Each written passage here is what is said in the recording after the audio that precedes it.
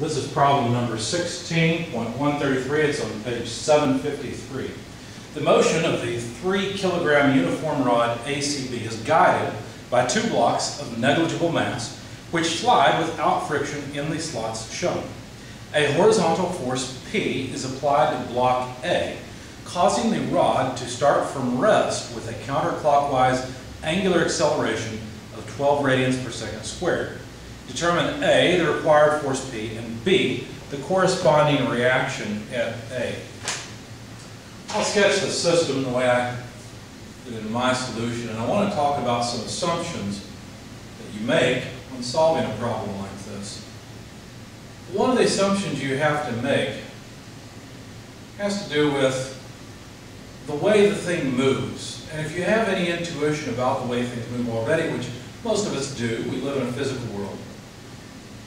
If you have any intuition, it will trip you up a little bit. So if you look at this, you might say, well, wait a second. I mean, it looks like that this block is going to just fall, and this block, what's keeping it from moving over this way? I mean, if there's a force P like you're saying, like this, why wouldn't gravity just pull this down, and why wouldn't this one just, just come away from the wall? Is there any need? Well, we have to make some assumptions. We have to make the assumption that we don't see all the details here, but somehow this block only slides vertically and this one only slides horizontally. And by the way, the only thing that has mass is this rod. What that means is that if this block was sitting here without any connections at all, and we turned on the simulation, right, let reality start, it wouldn't fall because they assume that there's no mass of these blocks. By the way, point A is right here, point B is out here at this end, and then point C is there. So you might look at this and say, well, that's pretty unrealistic. Why are we solving this sort of fake problem? Well, the reason is because maybe in the real world, the rod's mass is much larger than the block's mass. Maybe that guide just doesn't take much mass at all. Maybe they do plastic slides of some type on a rod. And that this bar here, ACB, has the bulk of the mass in the system. In that case, it is reasonable to neglect the mass of the 2 blocks. So any model that we set up is not going to be perfect. I mean, there's no way to get a closed form solution, in other words, go through all the math and solve it all out and come up with a solution that is exactly right, because there's always some variations or some error in the measurement. There's always chaos, right? Chaos makes a big difference. The way that, if this is actually a slide on some linear guide, the way that it interacts maybe binds a little bit or doesn't bind, all of that makes a big difference in the way this thing moves. But with this simplified model of reality, we can get in the ballpark, and that's usually what we're trying to do. What else do we know? Well, they told us that the distance between A and C and B is 0.6 meters. So there's that dimension, and there's that one. The other thing they told us is that the mass of the rod, which is the only thing that has mass, is 3 kilograms. That the system begins at rest. In other words, there's no angular velocity, no linear velocity anywhere, and so the initial omega is 0, or the initial angular speed. They did tell us that P is such that the angular acceleration is 12 radians per second squared counterclockwise. That means that this rod, because this force P, begins to accelerate counterclockwise like this, which makes sense. I mean, if P is moving this way, C is going to move up this way, A is going to move over, the rod has to begin turning counterclockwise, therefore it must have some angular acceleration counterclockwise. And what we're supposed to find, I guess this is the given, what we're supposed to find is the magnitude of force P, how much does it take, and the reaction at A. Now let's talk about the reaction at A and the reaction at C for a moment. One of the assumptions we have to make, and I think they even said it was frictionless, I don't remember now, let's see. Negligible mass which slide without friction. One of the assumptions we have to make is that there's no frictional force in this direction and no frictional force in this direction. That means the reaction at A can only be a vertical force, and the reaction at C can only be a horizontal force. So I'm going to say I'm looking for AY. What is the Y component, which is the only component of the reaction at A? To solve this, I'll have to set up a coordinate system, so I'll just use an XY coordinate system like this to begin. And I'll draw some free body diagrams and kinetic diagrams, and I'm going to make them a little bit smaller so that I can fit everything I want, hopefully on one board. Now, as I said, there can be a force at C. Now, I don't know if that force is to the right or to the left. It doesn't really matter right now. I'm just drawing a direction. And of course, since C is coincident with the center of the bar, then that means that the weight acts at that point. Similarly, we can only have, as I said, a reaction force in the y direction at A, and then there's the pulling force P.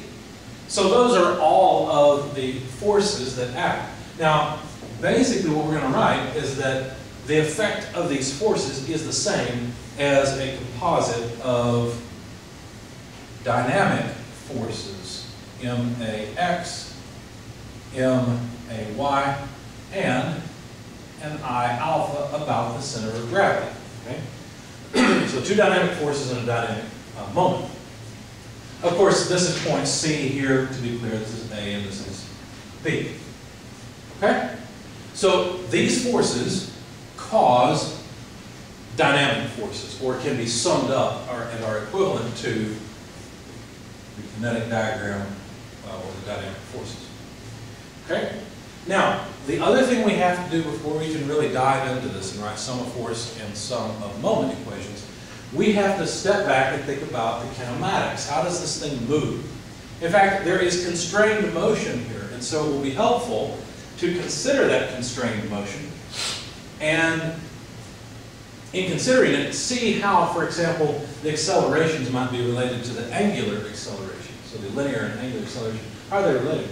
There's one thing we can do that's trivial from the very beginning. You notice that point C, the center of gravity, which we've got here, is constrained to only move vertically. That means there can't be any x direction acceleration. That would be impossible. If there were any x direction acceleration, then there would have to be horizontal velocity, which means there would have to be a displacement in the horizontal direction of this block, and that's not allowed. It's only allowed to move vertically, and so this must be 0.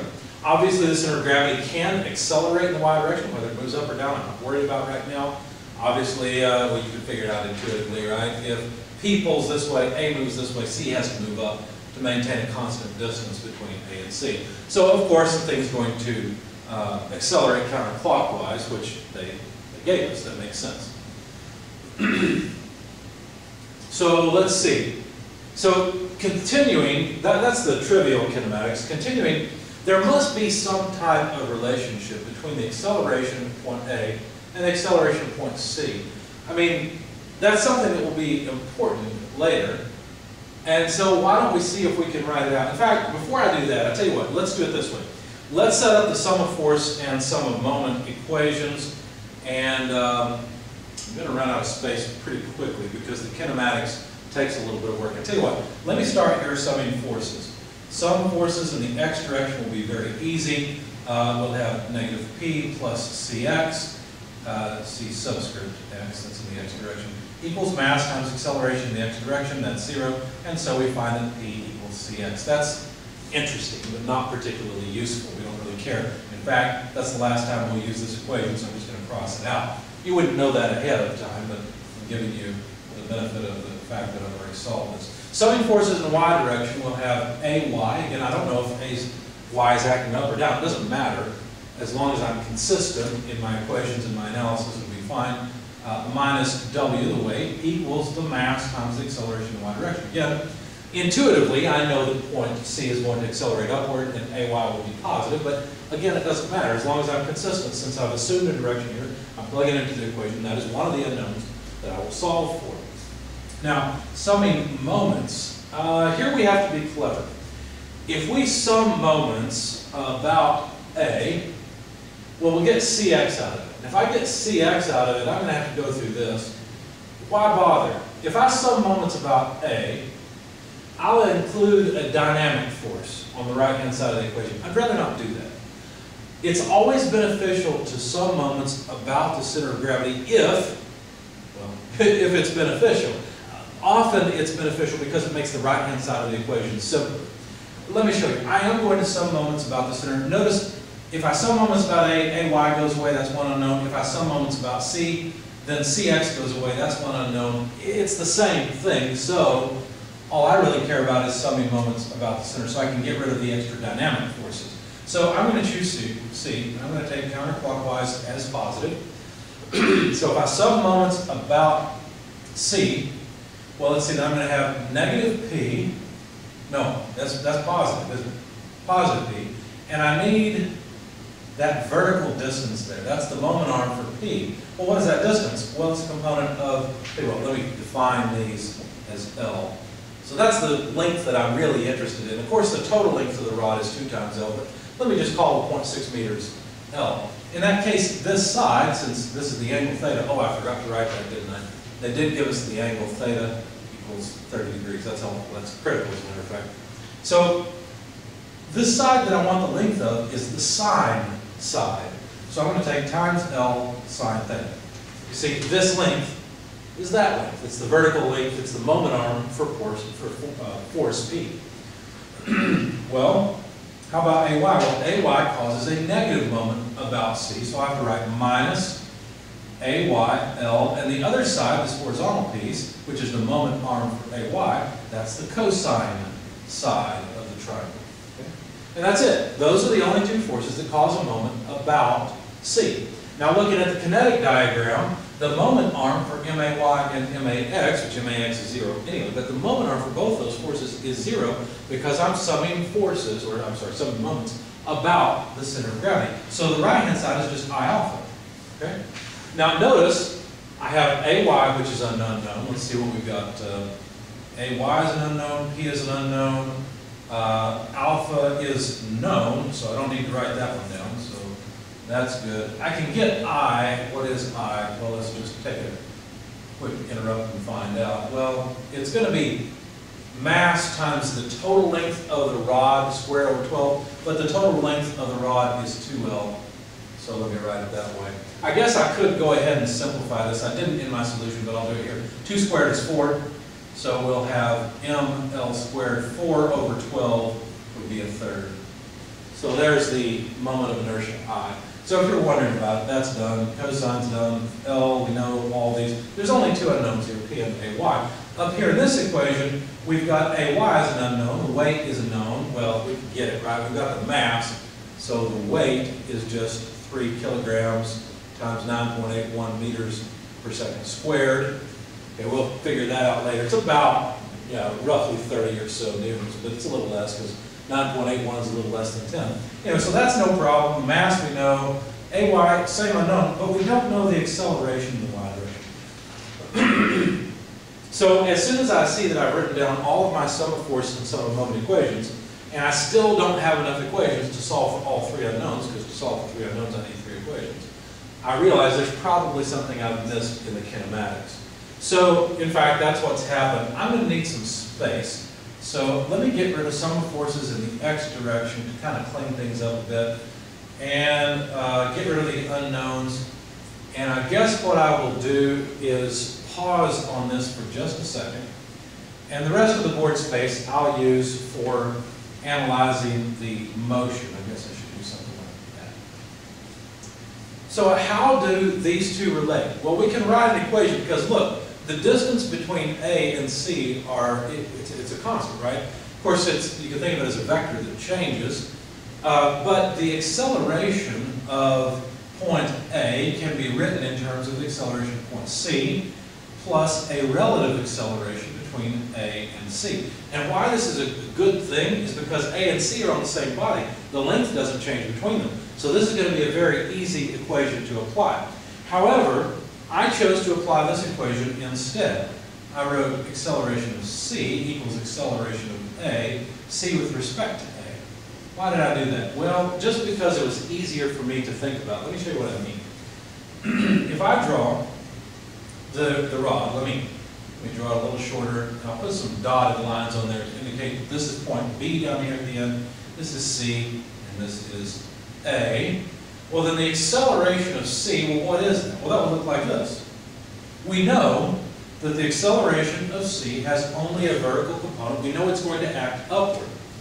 Well, this represents this term, right? The acceleration of c. There it is.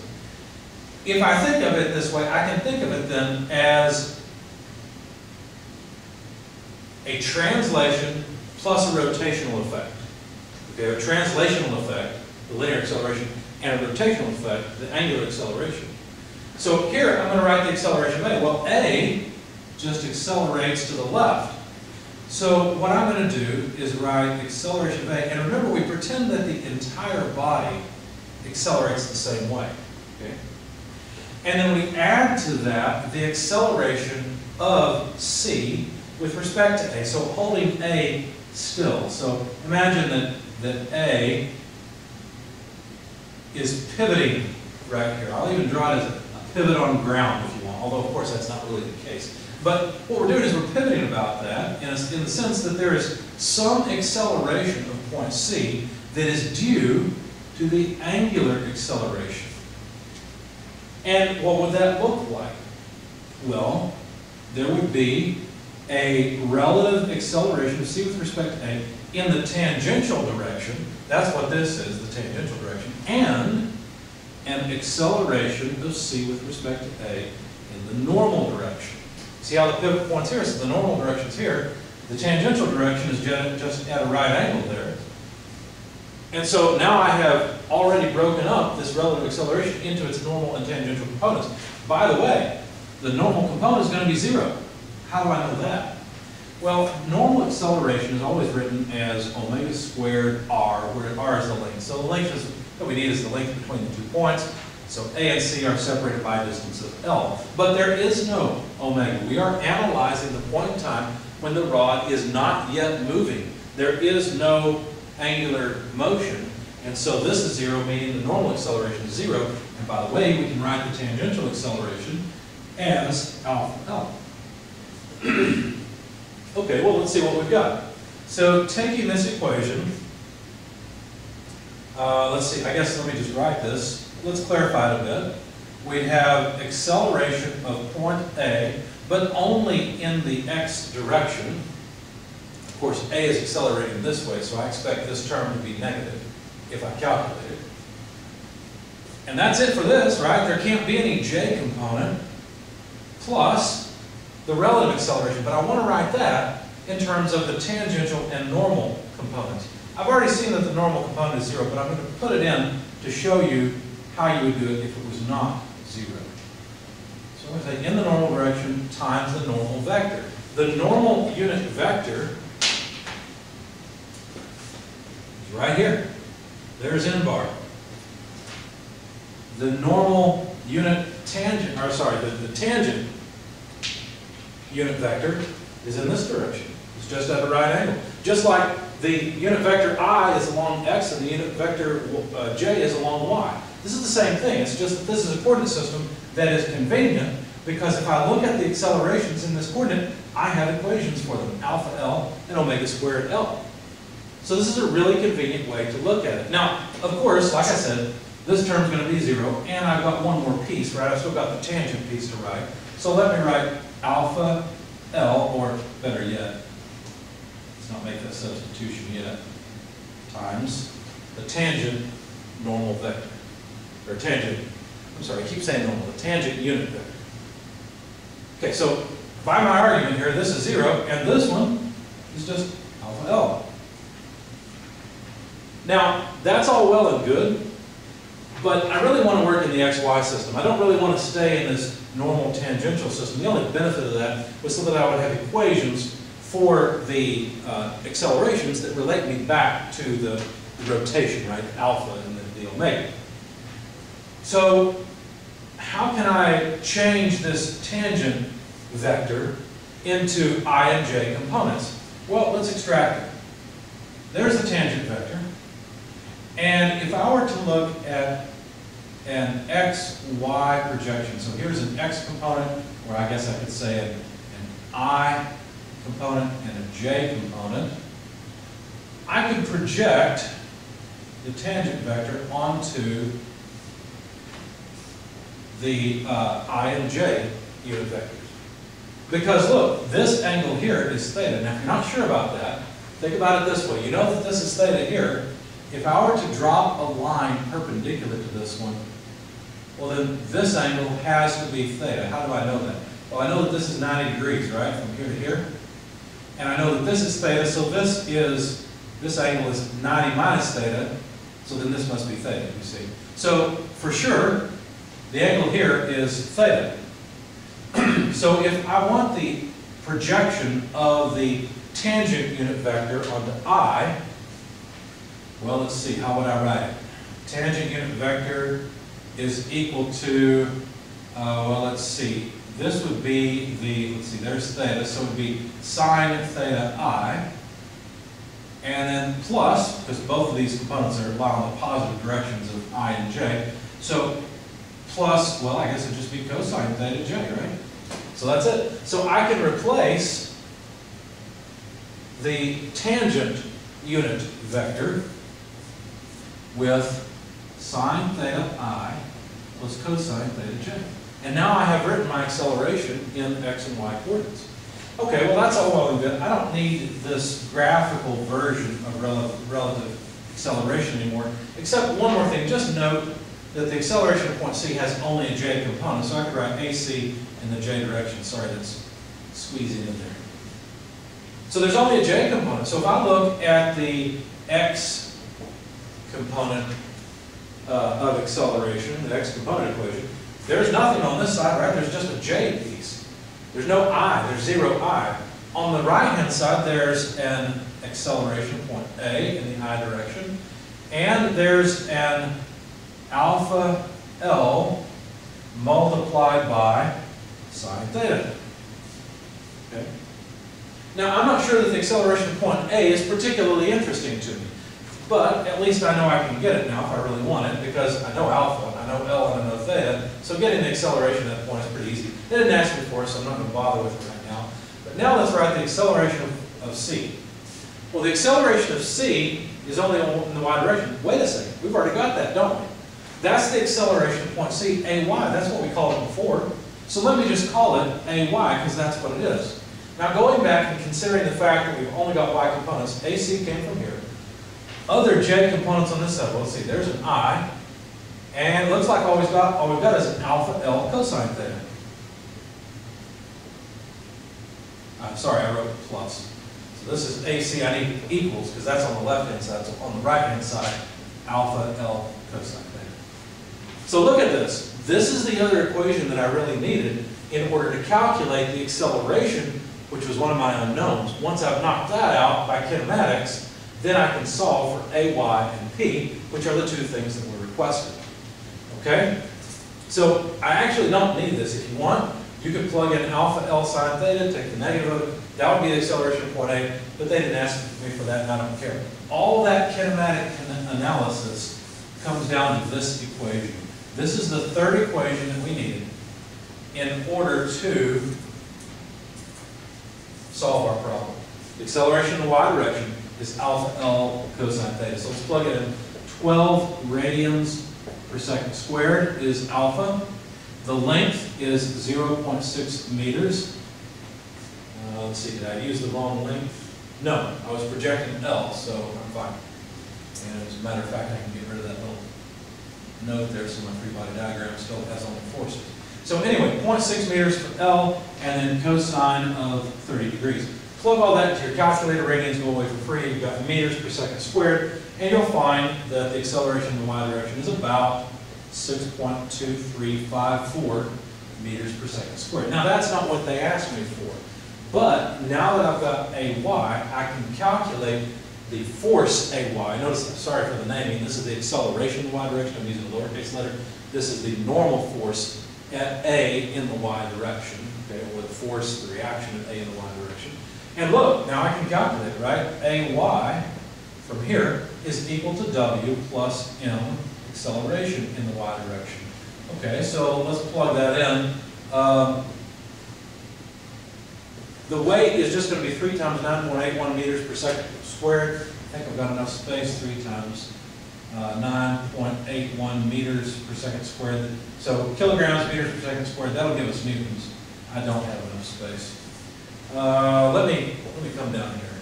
Okay, so AY equals 3 kilograms times 9.81 meters per second squared, so kilogram meter per second squared is a newton, plus the mass, oh, I guess I could have factored it out, 3 kilograms, acceleration in the y direction, 6.2354 meters per second squared that I got from kinematics, and plugging all that in, the reaction at A comes out to 48.136 newtons.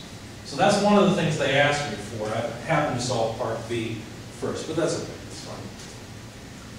I don't need this anymore, I just need to remember that that number is AY in case I need it again, but I don't think I need it again, let's see. No, I don't need it again. So now that I've got AY, now I can take the sum of moments equation and solve for P. P equals what? Well, let's see, it'd be I alpha, that's this piece, plus AY L cos theta. Oh, I forgot the L sine theta, so let's divide through by L sine theta. Okay? All right, well, let's see, if we separate these out, that would be I alpha divided by L sine theta plus AY. See, the two L's will cancel for this one. So it would just be cosine theta over sine theta. But of course, cosine theta over sine theta is just 1 over tangent, so tangent of theta. And I, let's see, I'd like to replace it. I is ml squared over 3. So if I write ml squared over 3, put my alpha back there. Well, then I see that I've got another L that can cancel. There we go. And so all I need is ml alpha over 3 sine theta and AY over tangent of theta. And that will give me the force P. So let's plug it in. The mass is what, 3 kilograms times 0.6 meters. Alpha is 12 radians per second squared. And we have 3 times sine of 30 degrees. Plus AY, which is 48.136 newtons, divided by the tangent of 30 degrees. Plug all that in your calculator, you will find that force P is about 97.774 newtons. So 97.774 newtons. And that's the end of the problem. I mean, if you wanted to, you could go back and calculate the acceleration of point A, but we have given them what they asked for.